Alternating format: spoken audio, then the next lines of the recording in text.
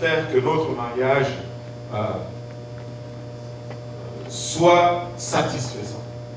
Comment faire pour vivre avec plaisir notre mariage? Nous voulons vivre cela avec plaisir. Nous voulons prendre plaisir dans notre mariage. Amen. Et bien entendu, en 2015, nous allons faire une série de 4 leçons qui va traiter de tous les problèmes de la culture. Et là, nous allons entrer plus profondément dans les questions d'adultère et toutes ces choses. Mais qu'est-ce qui pousse pourquoi est-ce qu'on en arrive des fois à sortir et à se retrouver dans des situations de convoitise ou de regarder dehors ou d'aller chercher ailleurs? L'homme et la femme ont des besoins différents parce qu'ils sont faits différemment. Déjà, dans notre leçon sur la sanctification, nous avons commencé à toucher à cela. Nous avons vu que l'homme réfléchissait avec le côté gauche ou décidait à raisonner avec le côté gauche de son cerveau, tandis que la femme le faisait avec le côté droit de son cerveau. Le côté droit est le domaine de l'émotion, des sentiments, alors que le côté gauche est le domaine du rationnel. Et leur approche va être différente et leurs besoins vont être aussi différents. Dans un mariage, l'homme et la femme recherchent deux choses différentes. Dans un mariage, l'homme et la femme recherchent deux choses différentes. L'homme, je vais commencer plutôt avec la femme. La femme recherche l'affection, la protection. Mais alors que l'homme, son besoin primaire, c'est le sexe et la reconnaissance de son autorité, qu'il soit reconnu. Maintenant, je vais dès le départ dire à tous nos jeunes, ceux qui espèrent être mariés, le mariage n'est pas une voie d'accès au sexe. Si tu te maries pour le sexe, ça va être un mariage malheureux. Parce qu'il n'y a pas que le sexe. Le mariage n'est pas une voie de satisfaire la convoitise. Amen. Et si tu rentres là pour satisfaire la convoitise, ben, tu vas sortir de là détruit. Et tu vas sortir de là avec...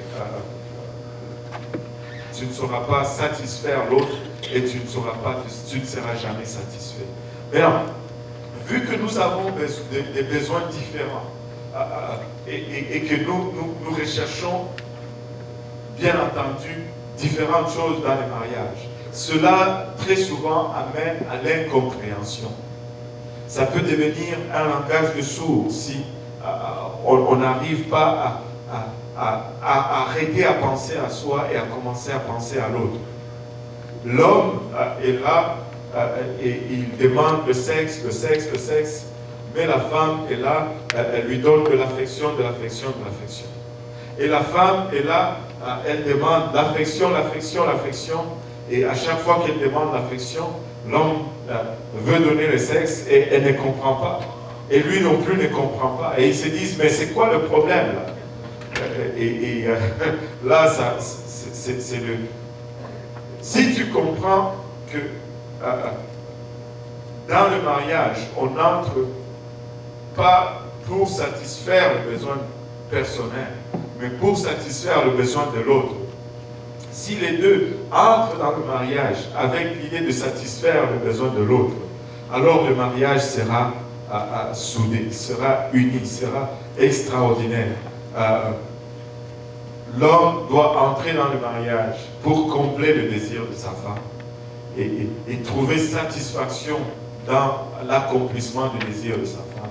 Et la femme également doit entrer dans le mariage pour combler et satisfaire son mari et quand l'un prend soin des besoins de l'autre et l'autre prend soin du besoin de son partenaire, c'est là qu'on se rencontre et c'est là qu'on fait que le mariage soit solide, soit uni, soit ce qu'il doit être. Pour que nous restons dans le mariage et pour que notre mariage soit protégé, il faut que nous y trouvons satisfaction. Il y a un de nos anciens qui faisait un séminaire avec des ministres et on nous a partagé cela. Il disait ceci, c'était dans un village et chaque maison élevait des poules. Et dans le village, il y avait autour du village des renards qui venaient et qui mangeaient ces poules. Et chacun des villageois essayait le plus possible de protéger ces poules. Amen. Et tout le monde avait quelques-unes de ces poules mangées par ce fameux renard. Mais il y avait un monsieur ou une famille dont les poules étaient toutes là. Jamais le renard n'a pu manger ces poules. Et là, tous les villageois disaient, mais c'est quoi que lui, il a que nous n'avons pas, que ces poules ne sont pas mangées. Et ils sont allés le consulter. Il dit, mais qu'est-ce que toi tu fais? Et il leur a répondu, il leur a donné une réponse simple.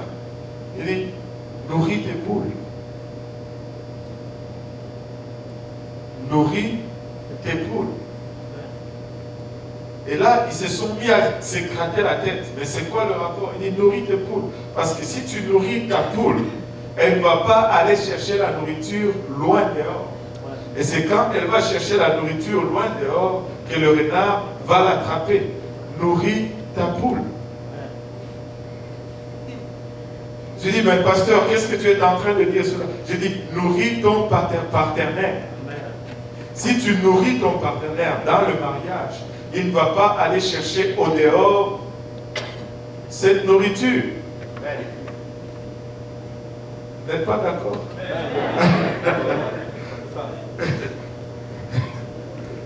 Si tu ne montres pas de l'affection à ta femme et qu'au travail, quelqu'un lui parle avec affection,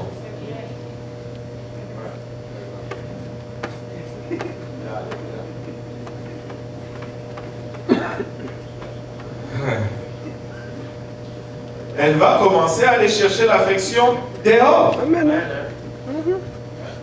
Parce que son premier besoin dans le mariage, c'est l'affection. Amen. Maintenant, je sais que moi aussi je suis africain. Et beaucoup d'entre vous, nous venons de cette culture qui regarde l'affection comme étant une faiblesse. À dire, ne fût-ce qu'à ta femme, je t'aime, c'est difficile. Des vrais chefs coutumiers.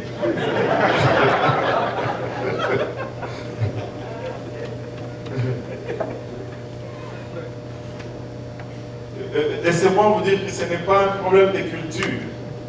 Parce que nous avons dit tout à l'heure que la femme raisonnait avec le côté gauche du cerveau, plutôt droit du cerveau, et que l'homme raisonnait avec le côté droit. Ce n'est pas un problème de culture, c'est un problème de nature. La femme africaine comme la femme canadienne sont faites pareilles.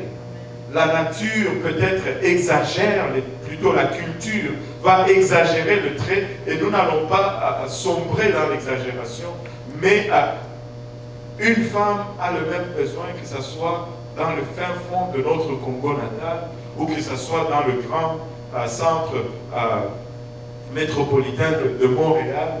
Une femme a la même nature et elle a besoin d'affection. Amen. Donc, si nous pouvons faire un effort comme homme, que tous les hommes disent Amen. Amen. de montrer de l'affection vis-à-vis de nos femmes, de montrer cette reconnaissance vis-à-vis de nos femmes. Ça va aider le mariage. Juste s'élever un jour et dire à ta femme, tu es belle, chérie. Quand est-ce la dernière fois que c'est? N'élève pas ta main. J'ai travaillé avec un collègue. À chaque fois que sa femme l'appelait, sa voix baissait. Mais quand on parlait, il parlait toujours fort. Et quand il parlait avec sa femme, c'était toujours oui. Ouais. Oui, oui. Ah. Puis à la fin de la conversation, j'étais toujours moi aussi. Bye. Moi aussi. Bye. Un jour, toi aussi quoi? Incapable de dire à sa femme je t'aime. Toi aussi quoi? Dis quelque chose. Montrer de l'attention à sa femme. Je sais que bon, les fleurs, ce n'est pas dans nos natures ou dans nos habitudes, mais il y a sûrement, est-ce que tu, en sortant aujourd'hui d'ici, je voudrais que, là je parle un peu aux hommes, que tu médites sur la question et que tu te dises, c'est quoi la chose que ma femme aime vraiment? Je parle aux hommes. Je parle aux hommes, pas aux femmes. Votre tour arrive. Qu'est-ce que ma femme aime? C'est quoi le plat préféré de ma femme? Et c'est quoi est-ce qu'elle aime les fleurs? Est-ce qu'elle aime les chocolats? Est-ce qu'elle aime lire? Si on a jusque... aujourd'hui, on est le 20. Il nous reste 11 jours en 2014. Donc, on a le temps de se racheter. On a le temps de se racheter. Qu'est-ce que ma femme aime? Une petite chose qui est peut-être pas nécessaire ou utile pour la vie, mais une gâterie. Juste quelque chose de bon. Ce n'est pas... Écoutez, je me rappelle encore de cette histoire. C'était l'anniversaire de la sœur Graham. Non, c'était l'anniversaire de mariage de Pasteur Graham. Où je ne me rappelle plus où son anniversaire de naissance de la sœur Graham. Pasteur Graham dit, qu'est-ce que je vais offrir à ma femme? Et il regarde à la maison et dit, on a besoin d'une poubelle. Et il va...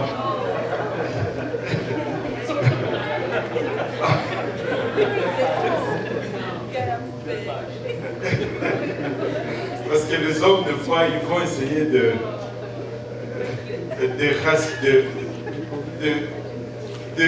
rentabiliser leur investissement.